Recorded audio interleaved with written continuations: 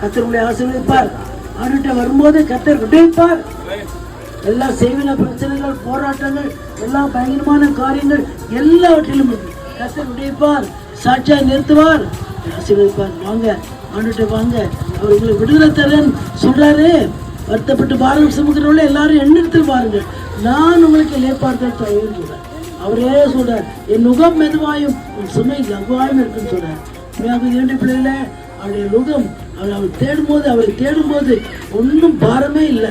அவர் தேடும்போது உண்மையாகவே தேவனுடைய பிள்ளைகளை கர்த்தர் உங்களுக்கு உதவி செய்வார்.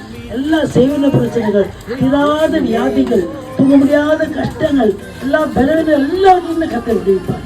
சாட்சியாக நிறுத்துவார், ஆசீர்வதிப்பார்.